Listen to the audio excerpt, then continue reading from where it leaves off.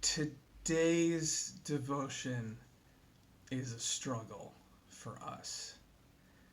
It's on the Augsburg Confession. It's on Article 11, and it's concerning confession. And the words here are, concerning confession, it is taught that private absolution should be retained and not abolished. And kind of distilling that down to today, to modern language, going to your pastor and confessing your sins and having him in one-on-one say, you are forgiven for these sins and for all your other ones. They're recognizing a value in that. Okay, for anyone who doesn't know, we Lutherans, we do still engage with private confession and absolution. If you go to your pastor, they will, hopefully, I guess, they will serve you in that way. And we are bound, in our ordination vows, we are bound by a confessional seal, which cannot be, we cannot even, if we're brought into court, there's no legal standing for them to force us to break the confessional seal, right?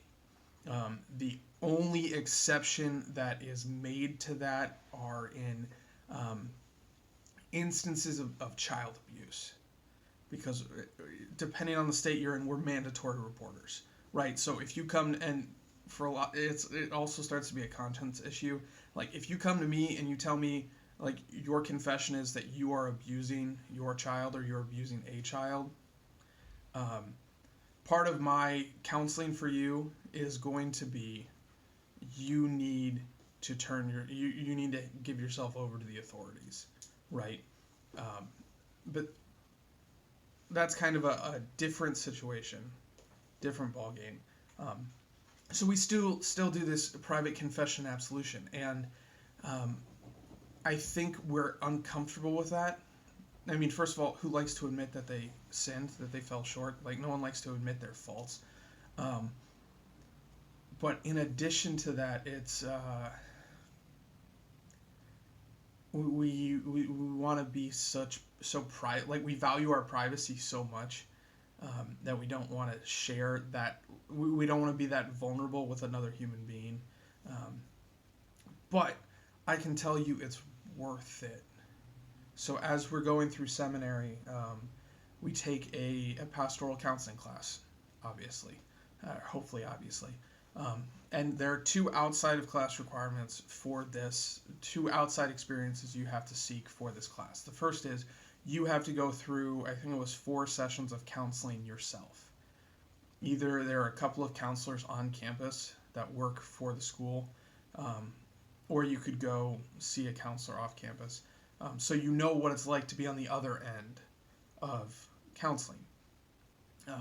But the other thing you have to do is we all had to go to, most of us went to the campus chaplain because he's bound in the confessional seal the same way that other pastors are. So if someone were to confess something to him, it wouldn't impact our ordination, which anyway, so we go to him and you engage in individual confession and absolution with him. So you have experienced that as well. And I can tell you, both from that experience and from performing it for people who have come to me seeking out this, there are few things in life that are more powerful than actually naming your sins and having someone who knows exactly what you've done still say you are forgiven entirely. Right? So that's kind of our devotion for the day, and as you take it out, what I would encourage you to do is take advantage of it. Use this, especially if you're burdened by guilt. Seek out your pastor. Seek me out if you're watching this and you're part of another congregation. Seek your pastor out and seek that individual confession and absolution, because it is really a powerful experience. So with that encouragement, brothers and sisters, go in peace. Serve the Lord. Thanks be to God.